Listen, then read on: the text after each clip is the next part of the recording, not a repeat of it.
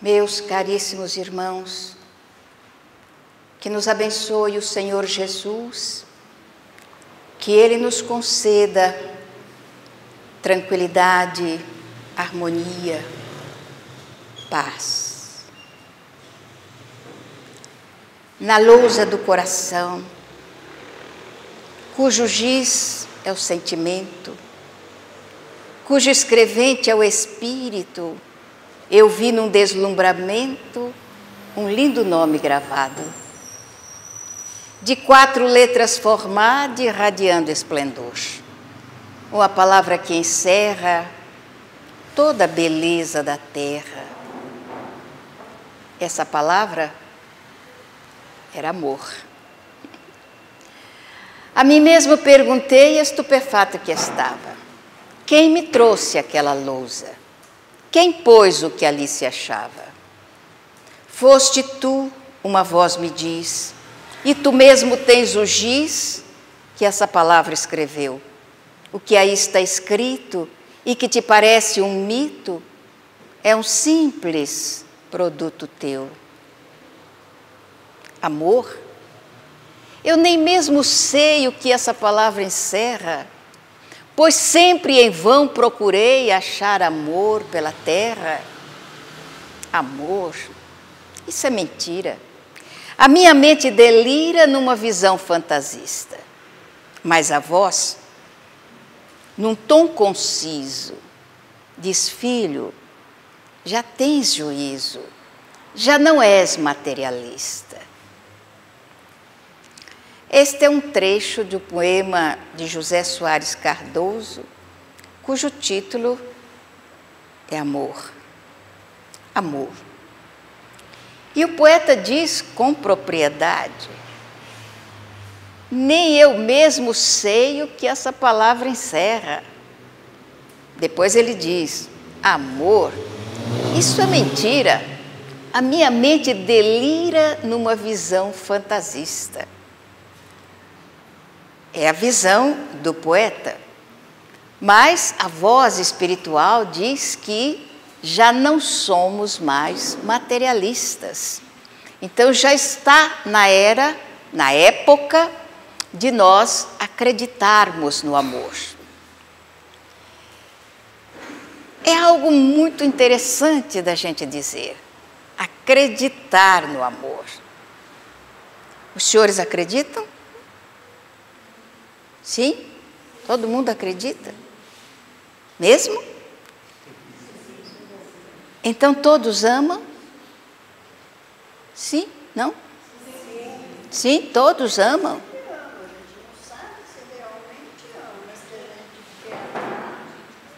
Bem, querer é uma coisa e amar é outra, né?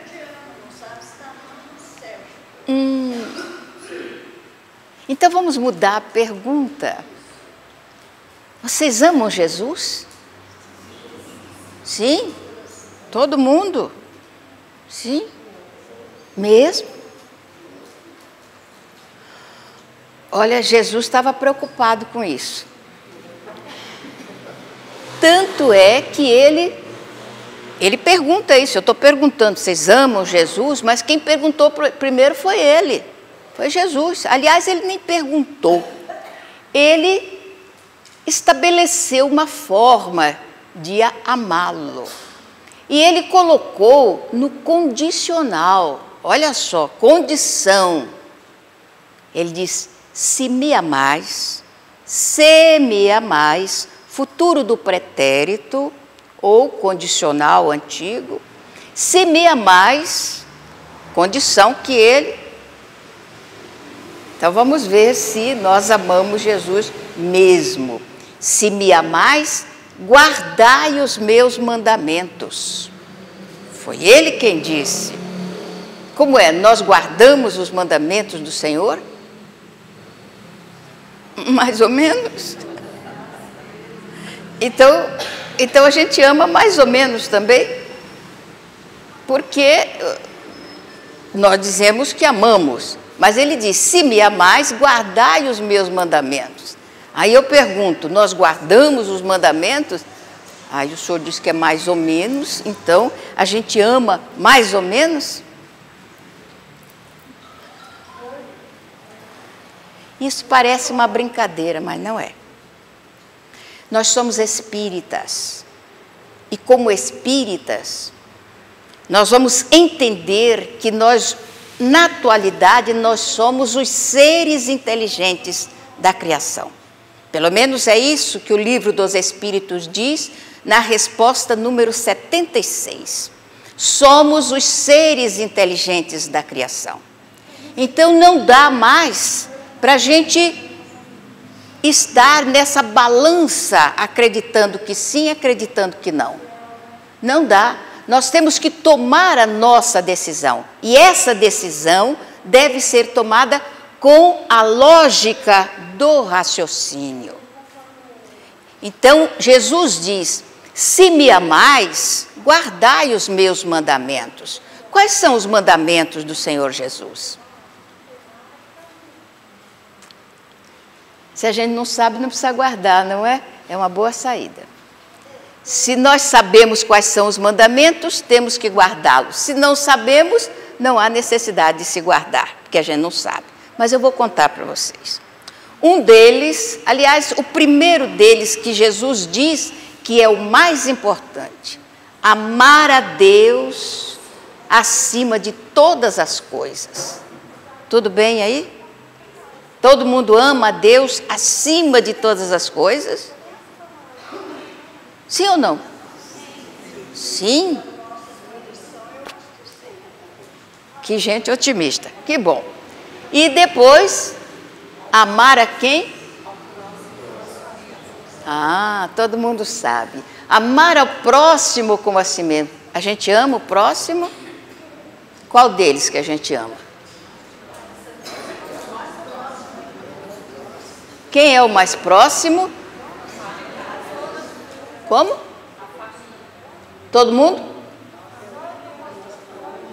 Quem é o próximo? Então vou perguntar: o senhor me ama? Mesmo? Tenho as minhas dúvidas. O senhor ama aquele moço que está ali atrás? Sim ou não? O senhor? Olha só como a gente mente para a gente mesmo. A nossa situação evolutiva é muito complicada. Por quê? Porque nós não somos capazes de fazer uma análise verdadeira a nosso respeito. Nós não conseguimos. E nós vivemos também sempre na dependência do outro. Eu amo a senhora se a senhora me amar também. Se não, não. Agora veja bem, aqui todos aqui afirmam que amam. E ama o próximo e ama a Deus acima de todas as coisas. Então, segunda ou terceira ou quarta, nem sei quantas perguntas eu já fiz, mas outra pergunta. Na família, todos se dão bem com os familiares? Papai, mamãe, marido, mulher, filhos, irmãos, sogra, sogro, todo mundo vive na mais perfeita harmonia? Não? Então como é que ama o próximo? O próximo, o mais próximo nosso, primeiro são os nossos pais, depois é o marido, depois é a esposa, depois os filhos, aí os irmãos, aí a sogra, o sogro, tio, tia, a família toda. Eles são os próximos, mais próximos nosso. Não é o que está sentado do lado, não. Então, quando Jesus diz amar o próximo, é amar os familiares. E aí está o nosso desafio, porque este Senhor dizer que me ama é fácil, Ele nem me conhece, a gente não convive. Agora, será que se nós estivéssemos casados, Ele diria a mesma coisa? O que é que vocês acham?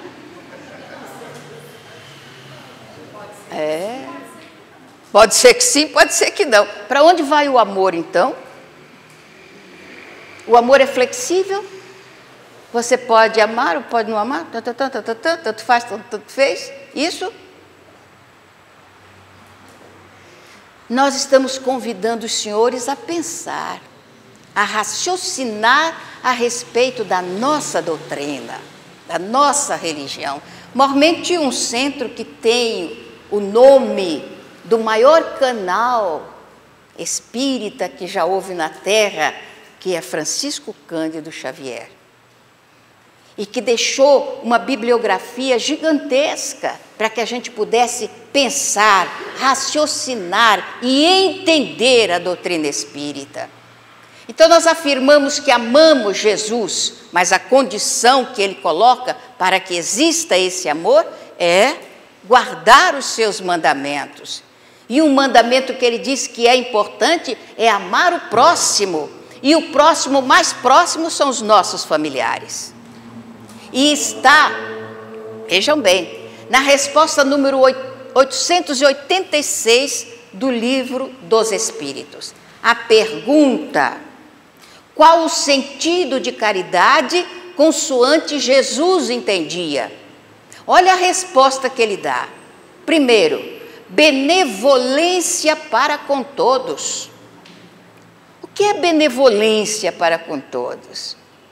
Primeiro, é a gente nunca falar mal de ninguém. Nunca. Nunca é um advérbio complicado, não é?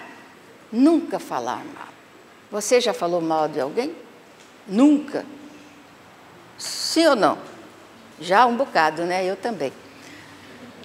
Não tem como, a gente fala mal do próximo. Então nós já estamos fora da caridade. E olha que nós espíritas falamos muito em caridade. Como a gente fala? Até na hora de dar passe, a gente diz que está fazendo caridade. Mas às vezes a gente estende a mão e pensa noutra coisa. Não está realmente fundamentado naquilo que a gente está fazendo. Então, as afirmativas nossas são muito complicadas. E nós temos que pensar antes de emitir uma resposta ou uma ideia ou um pensamento a respeito daquilo que está inserido na nossa doutrina. Pensar. Então, caridade, primeiramente, é benevolência para com todos. É nós olharmos as pessoas com a serenidade de quem sabe que todas as criaturas estão no estágio de evolução. Então, nós estamos sujeitos a chuvas e trovoadas, sujeitos a errar e sujeitos a acertar também. Olhar com benevolência. E o segundo aspecto de caridade, diante dos olhos de Jesus, é o quê?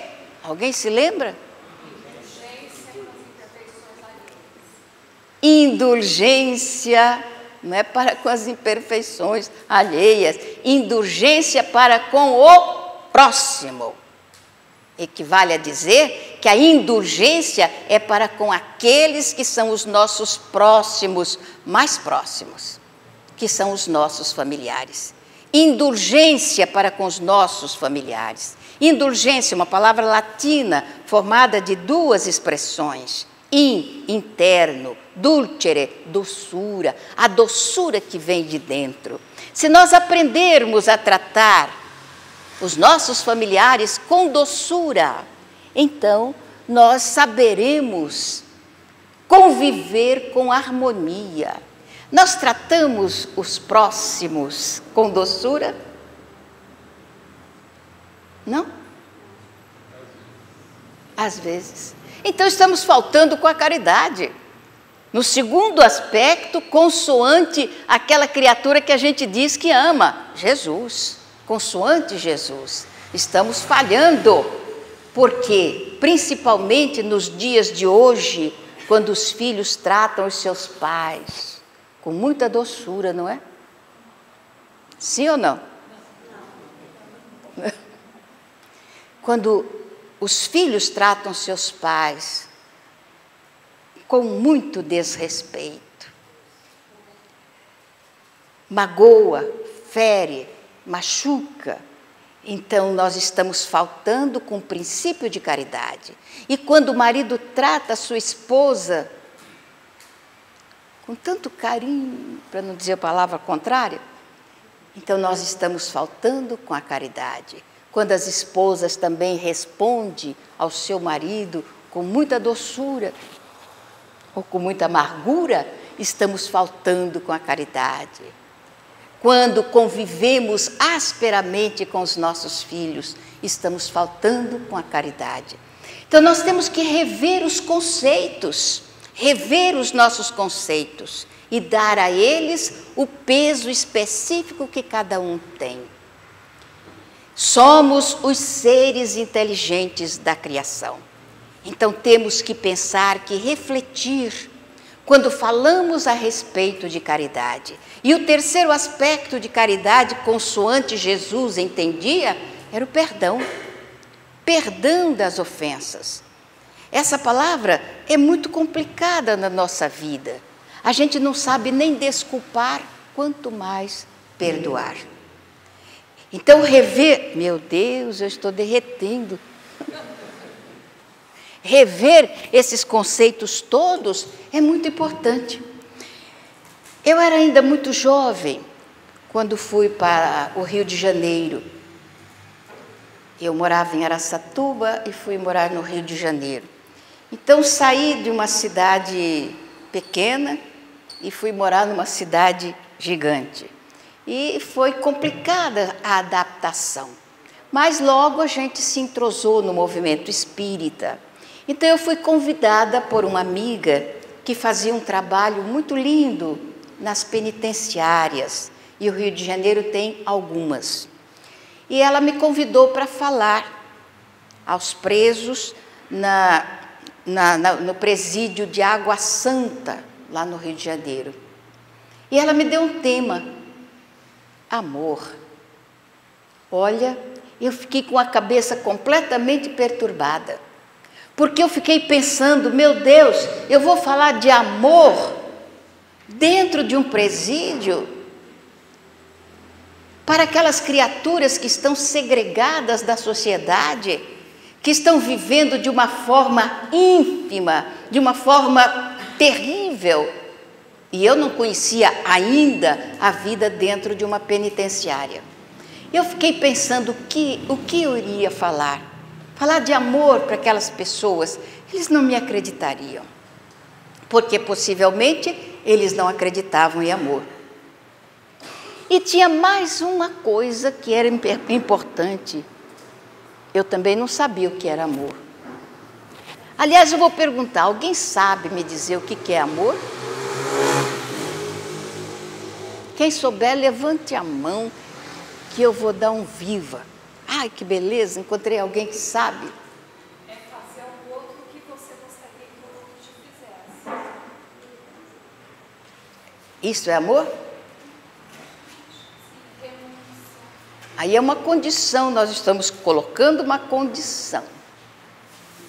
Eu gostaria que você me tratasse assim, então eu vou lhe tratar assim, que é para você ver como é que eu quero que você me trate. É isso? Os Espíritos dizem, Deus é... O que Deus é? Amor. A gente conhece Deus? Não.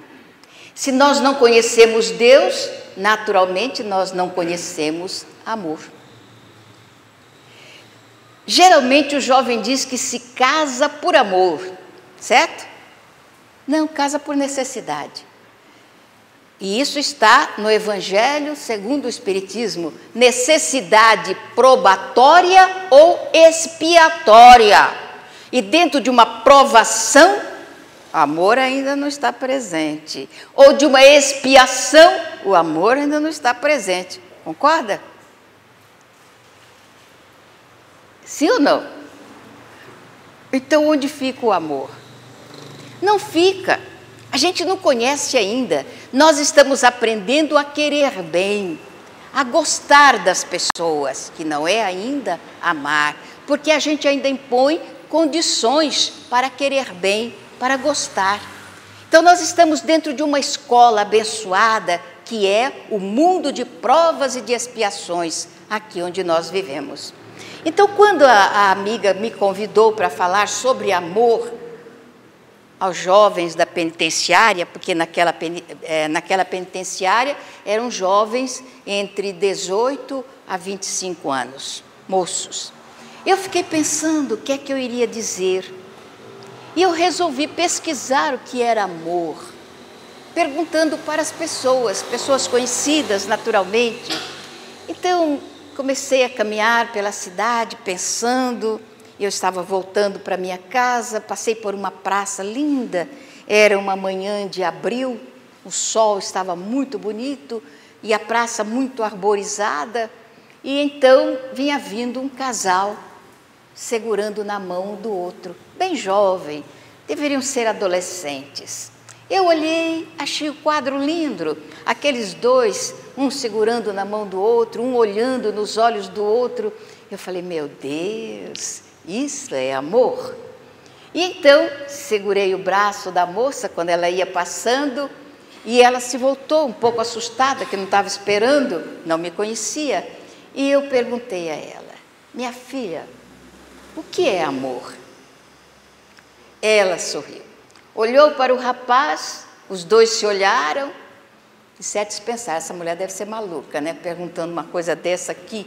Aí, mas o rapaz resolveu responder, amor é isto que a senhora está vendo, esta criatura que eu seguro pelas mãos e a quem eu dedico toda a minha alma, todo o meu carinho.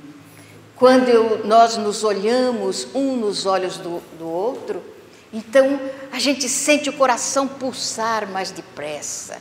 Essa coisa boa que vem de dentro da gente, essa vontade de fazer o melhor para outra criatura. E a menina ia concordando, ele disse, isto é amor. Eu disse, que coisa boa, meu filho. Então, amor é essa harmonia entre dois jovens que pretendem se casar. E ele olhou para ela e disse, sim, pretendemos nos casar. Não sei se eles casaram, não. Mas eu fiquei feliz. Falei, então a harmonia é essa troca energética, vibratória, entre dois corações que se querem bem. E fui caminhando, pensando nisso, lembrando do meu companheiro, do meu marido, e lembrando também do nosso tempo de namoro, quando também nos olhávamos um nos olhos do outro e sentíamos essa coisa boa dentro da alma, que àquele tempo a gente já não sentia tanto, não, mas eu pretendia renovar, porque isso é amor. E caminhando mais um pouco, e de repente eu vi, vindo ao meu encontro, uma criaturinha linda, dois olhos claros, mas cercado de vermelho, olhos inchados de tanto chorar, narizinho também vermelho. Olhei para aquele rosto sofredor e eu a conhecia, então cheguei perto, abracei e falei, ô minha filha, o que está acontecendo?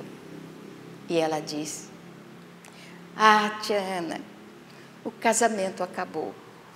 Eu disse, como? Como acabou?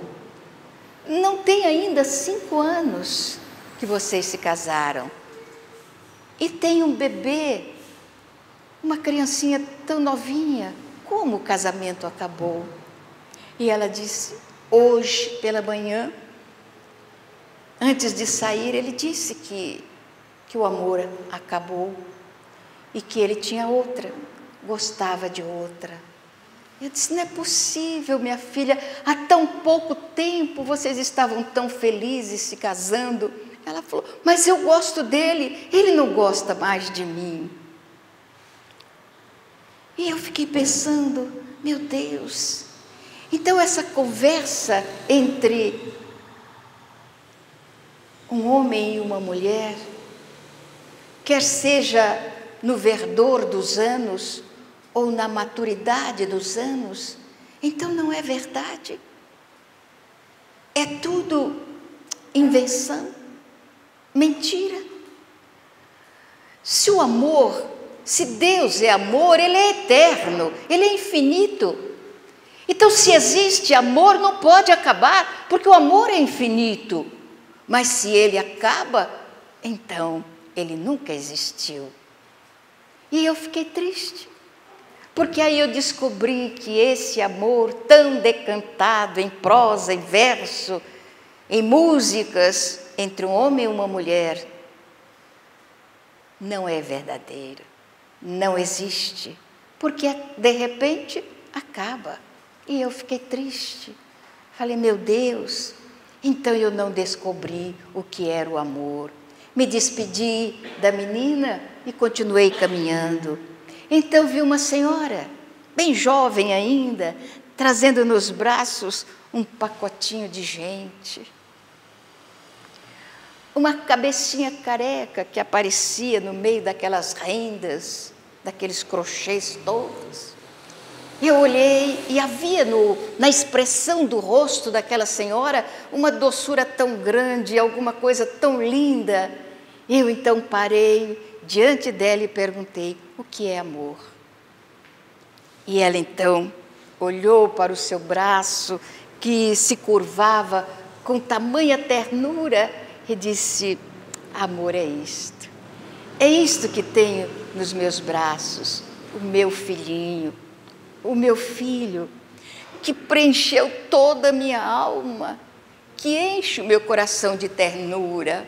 Quando eu olho para o meu filho, eu sinto que eu sou dona do mundo, eu sinto que tudo me pertence, mesmo que eu não tenha nada. E eu fiquei olhando os lábios que sorriam e estavam trêmulos de emoção, os olhos que brilhavam de uma forma especial, a mão que acarinhava o rosto da criança. Então eu pensei, isto é amor.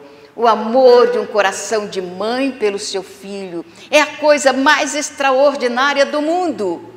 E me recordei que todas as vezes que eu perguntava qual o maior amor aqui do mundo, as pessoas respondiam, todas quase, amor de mãe. Não era do pai, não. Todo mundo dizia que era amor de mãe, que era o amor mais do mundo. E eu acreditei. Saí dali feliz, caminhando, a voltar para minha casa, onde 3 filhinhos me aguardavam.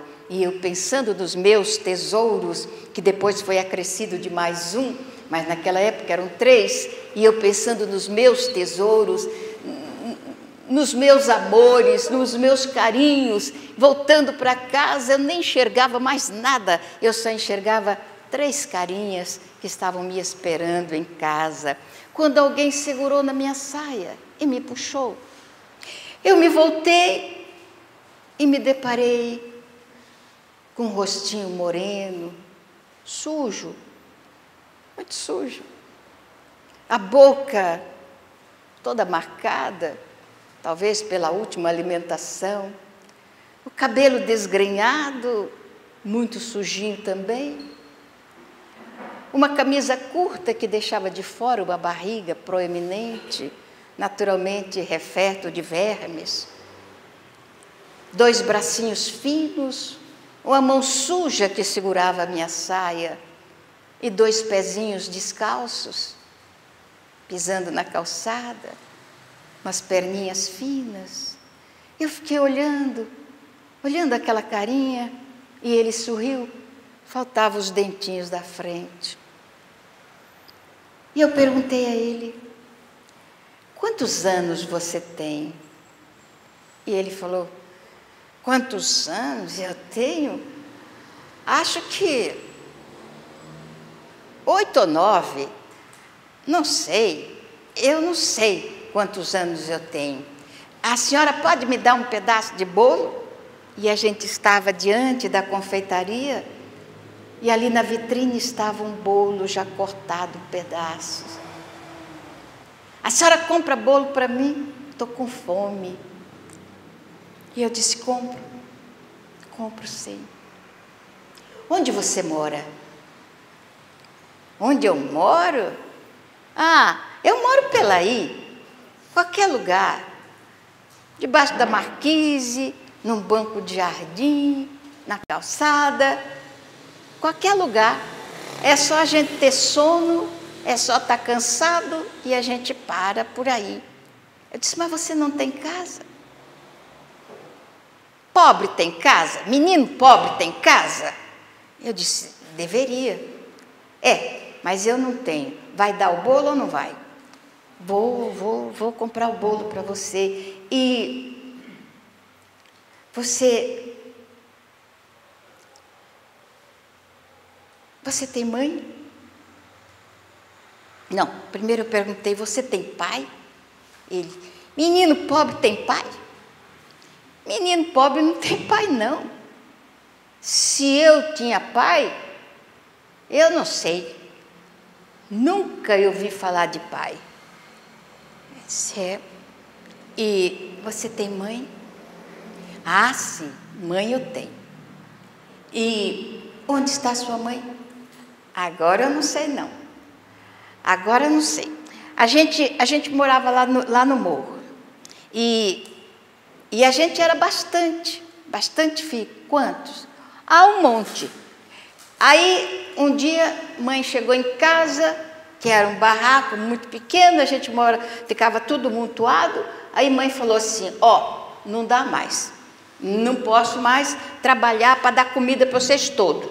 Então, cada um vai cuidar da sua vida. Todo mundo para a rua vai cuidar da vida, que eu não consigo mais sustentar vocês. Aí nós saímos. Nós todos saímos. Um tempo a gente andou junto. Depois cada um foi para um lado. Eu falei, você ficou sozinho? Eu era o mais pequeno. Eu fiquei sozinho porque eu dava trabalho para os outros irmãos. Então eles mandaram eu ficar sozinho. A senhora vai dar o bolo ou não vai? Vou dar o bolo. Então, você ficou sozinho? Sem mãe, sem pai, sem irmãos? A gente vive assim mesmo, a gente vai vivendo. E você tem saudade da sua mãe?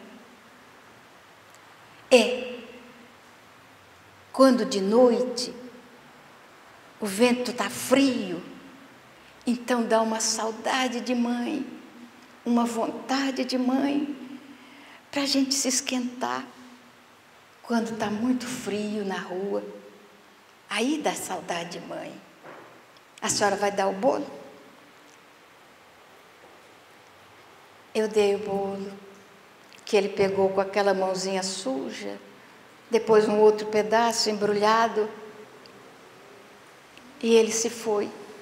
E eu fiquei pensando, então amor de mãe não é essa coisa toda que a gente ouve falar, porque se fosse, seriam todas as mães.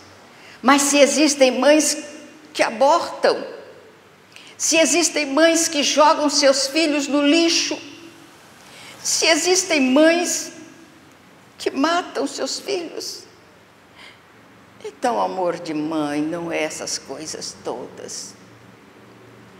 Eu descobri que eu não havia descoberto o que era amor. Saí caminhando e vi uma igreja aberta. Eu me recordei que havia sido católica na minha adolescência, na minha infância. Entrei na igreja, estava vazia. E lá na frente do altar estava sentado um homem solitário, olhando o altar, onde uma estátua da mãe de Jesus, que trazia nos braços uma criancinha, estava olhando com ternura aquela nave vazia. Caminhei até lá e me sentei ao lado dele. Ele não percebeu a minha chegada, então eu perguntei, padre, o senhor poderia me dizer o que é amor? Ele me olhou muito sério, o rosto marcado pelas rugas dos anos, o cabelo encanecido, deu um sorriso triste e disse amor. Amor. Quando eu era jovem e enverguei esta roupa, eu pensava no amor. Eu pensava no amor de Deus para conosco, da Mãe Santíssima, de Jesus. dos anjos, dos santos. Eu pensava nesses amores lindos que um dia ia penetrar o meu coração, ia me fazer um sacerdote capaz de entregar a minha vida ao bem das ovelhas do rebanho do Senhor. Estou aqui há 50 anos. Há 50 anos eu olho essas estátuas frias, estátuas de barro, sem nenhum sentimento. Nunca uma dessas estátuas disse para mim: eu te amo. E eu descobri que a minha vida era solitária. Eu descobri que a minha vida era vazia. As pessoas entram na igreja e depois vão embora, cada uma levando as suas companhias, a família, e eu não tenho ninguém. Apenas o frio dessas estátuas. O amor, minha filha, eu não sei o que é. Mas você é tão jovem ainda, vá procurar. E se um dia você encontrar, volta aqui para me contar o que é amor. E eu me fui, ainda com o coração vazio. Eu não sabia ainda o que era amor.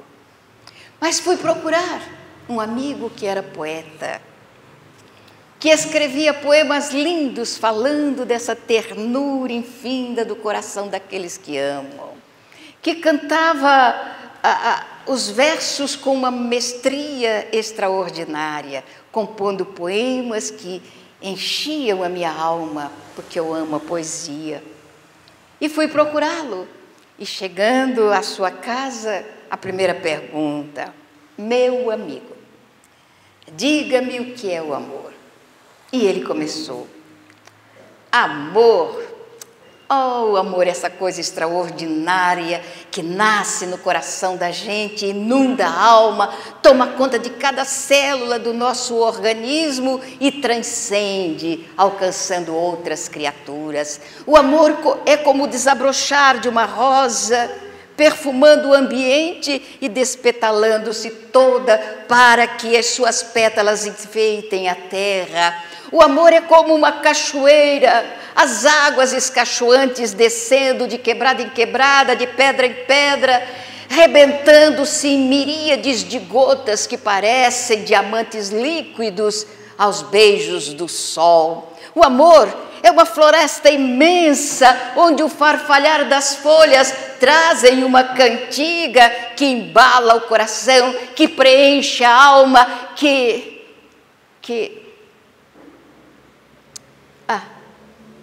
isso tudo é retórica, tudo isso é conversa. Sabe o que é o amor, minha filha? Você sabe? Não, senhor, eu também não. A gente fala, mas não sente. A gente escreve, mas não preenche a alma. Então, vá procurar o amor, e o dia que você encontrar, traga ele para mim, porque eu também não sei o que é. Então eu fiquei pensando que eu nunca iria saber o que é o amor, porque nunca encontrei alguém que pudesse me explicar, me dizer o que era esse amor. E então eu fui à penitenciária com a minha amiga, com o coração vazio e com a mente referta de palavras que eu gostaria que fosse a realidade, mas que eu tinha certeza que não seria. E então, chegando à penitenciária, olhando aqueles moços que ali estavam, todos eles tão jovens e tão sozinhos e tão sofridos. Primeiro, quando chegamos, haviam 2 sacerdotes que haviam chegado antes de nós, e eles cantavam a música de Roberto Carlos. Eu quero crer na paz do futuro. Eu quero ter um quintal sem muros. Eu quero ter 1 milhão de amigos. E eu vi aqueles moços cantando, levantando a mão fechada, falando com entusiasmo. Eu quero crer na paz do futuro. E eu pensava, que futuro teriam aqueles moços? Na prisão. Poderiam ficar lá por tanto tempo e sair de lá já encanecidos, envelhecidos e sofridos, com a alma dura, alanceada pelo desamor. Que futuro teriam? Qual a paz que eles iriam encontrar fora das paredes da prisão? Que paz era essa? E onde eles conseguiriam 1 milhão de amigos se não tinham nenhum? Eram tantas indagações dentro do coração, indagações sem respostas. Então, eu fui convidada a falar. Eu me levantei, olhei aqueles moços e lembrei de Jesus. Senhor, eu ainda não te amo. Não te amo porque eu não sei o que é amor, mas posso dizer que desde pequena eu tinha o Senhor no meu coração. Na minha época de católica, eu guardava todas as suas imagens que eu ganhava na igreja e guardava com respeito, guardava com unção dentro do meu missário. Depois, deixei de ser católica, me tornei espírita, mas não joguei fora as suas efígies, dei para aquelas outras pessoas que iriam guardá-lo com carinho. Senhor, eu não sei o que é amor, mas se o Senhor puder colocar na minha voz a vibração de sinceridade, de honestidade, de respeito pela doutrina que eu abracei, o Espiritismo. E se eu puder fazer com que as pessoas sintam o que me vai na alma, então, utilize-me, Senhor, para falar a estes moços. E iniciamos a nossa fala, como sempre, dizendo um poema. E então a inspiração chegou e eu me esqueci de onde estava, falando com os Espíritos, falando com Jesus. E quando terminei, encerramos com a prece, íamos saindo daquela sala, cercado pelos policiais. Alguém então segurou o meu braço. Eu me voltei, era um moço, um daqueles moços que estavam ali na sala. Ele estava com os olhos cheios de lágrimas, segurou no meu braço e disse: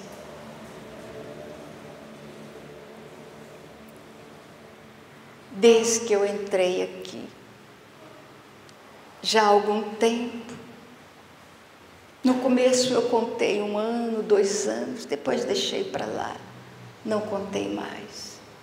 Eu chorei, chorei lágrimas que queimaram meu rosto, lágrimas que me amarguraram os dias. Eu chorei as lágrimas mais doídas que alguém pode chorar. A revolta tomou conta do meu coração, porque eu me vejo inocente. Ninguém acredita, a senhora também não, mas eu sou inocente, eu sei que sou. E estou aqui. E ainda vou ficar aqui por muito tempo. E então, à medida que o tempo passava, as minhas lágrimas foram secando, secando, até que secou totalmente. Não chorei mais. E resolvi que não choraria nunca mais na minha vida. E aquele coração que batia aqui foi endurecendo, se transformou numa pedra que pesava, e depois numa pedra de gelo. Pedra de gelo que esfriou todo o meu ser. E eu resolvi, quando sair daqui, eu vou fazer tudo o que disseram que eu tinha feito. Todos os que caírem nas minhas mãos vão sofrer. Eu vou cobrar da sociedade todas as minhas lágrimas. Eu vou cobrar das pessoas todos os meus gemidos e toda a dor que passei aqui dentro. A senhora não pode imaginar o que é que passa uma criatura aqui dentro. Mas de pensar que eu iria cobrar de cada criatura o que eu passei aqui dentro, isso encheu a minha alma. Quando a senhora entrou aqui, eu fiquei olhando e pensando, o que ela pode dizer para nós? O que ela entende de prisão ou de presidiário? Não entende nada, não pode falar nada. E a senhora começou a falar. E à medida que a senhora falava, alguma coisa foi derretendo aqui dentro, aquecendo aqui. E então eu senti um calor dos olhos e as lágrimas correram. Há tanto tempo que eu não choro. Então eu vou pedir à senhora, volte aqui outras vezes, nem que seja apenas para me fazer chorar. Ele virou as costas e se foi. E eu também me fui. De vez em quando me lembro dele. Se tornou espírita, nos encontramos várias vezes. Saiu da prisão.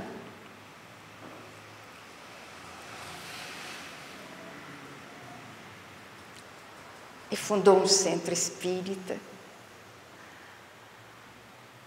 Mas o amor ainda não apareceu aqui na minha mente. Ainda não sei dizer o que é amor, mas uma coisa eu sei, e eu vou dizer aos senhores: o amor possivelmente será o somatório de todas as virtudes. Quando nós conquistarmos as virtudes da paciência, da tolerância, da afabilidade, da doçura, da caridade, da humildade, do respeito humano, do perdão e toda essa gama de virtudes da qual nós falamos tanto, mas que temos tão pouco. O dia que nós juntarmos todas essas virtudes e colocarmos em nós, então nesse dia nós saberemos o que é o amor. A soma de todas as inclinações positivas, de todas as coisas boas que Jesus deixou na terra, que Ele organizou para ser a nossa escola de aprendizado. O dia que nós soubermos entender o Evangelho do Senhor Jesus, não apenas memorizando as suas expressões e falando para os outros aquilo que nós pensamos entender, não, raciocinando em cima do que Jesus fala, entendendo o que Ele diz e tentando vivenciar os seus postulados, como quando Ele nas bem-aventuranças diz que sejamos mansos de coração. Oh meu Deus, há 2000 anos Ele pediu que nós fôssemos mansos e humildes de coração, e a gente não consegue. Depois de 2 milênios, a mansuetude está tão longe das nossas inclinações. Quando falamos de violência, a violência que graça aqui, além, alhures em toda parte. Quando catalogamos as violências ou ficamos ouvindo as notícias de violência que são veiculadas para os nossos ouvidos e que preenchem o nosso coração. Quando colocamos uma quantidade enorme de correntes e cadeados em nossas portas. Quando tememos a aproximação das criaturas, vamos perceber que o convite de Jesus à mansuetude está muito distante ainda dos nossos passos. Mas a doutrina espírita não quer colocar em nossas almas mais uma crença, como tantas outras nas quais já acreditamos.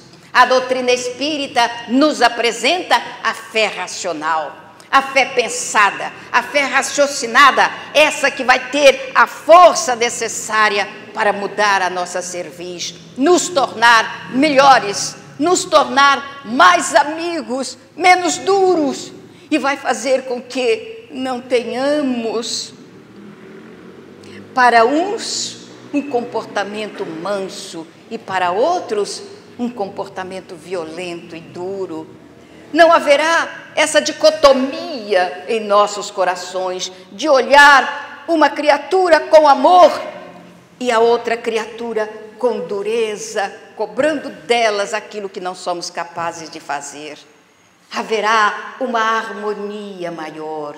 Seremos capazes de querer bem a esta e aquele também. Seremos capazes de dar o nosso carinho a este e aos outros também. Então, nós poderemos dizer, sem medo de errar, amo Jesus, amamos Jesus, porque somos capazes de tratar com ternura o nosso próximo, não importa quem seja ele, qualquer um que se aproxime de nós ou que esteja distanciado de nós, a grande família humana, nós já seremos capazes de compor. É um trabalho árduo, não resta a menor dúvida. É um trabalho a longo prazo, não resta a menor dúvida. Como diz Allan Kardec, reconhece-se o verdadeiro espírita pela sua transformação moral e pelo esforço que faz para domar suas tendências negativas. Ainda não começamos a realizar esse trabalho. Ainda não somos os espíritas que Allan Kardec espera que sejamos, porque ainda não somos capazes de mudar o nosso comportamento e nem de lutar contra as tendências negativas. Mas o caminho está aberto. E é largo o caminho e nós podemos escolher a diretriz que quisermos. Temos o nosso livre arbítrio e podemos utilizá-lo como desejarmos. É a nossa oportunidade de acordar para a realidade do bem e começar a vivenciar o Evangelho, não porque as pessoas dizem que é assim, é porque nós vemos a realidade e somos capazes de compreendê-la. Trago versos dentro da alma, como o sol traz luz em si. Eu vivo a vida cantando porque poeta nasci. Ouço cachoeiras rolando das alturas dos meus sonhos, em dias claros, risonhos, de luminosa beleza.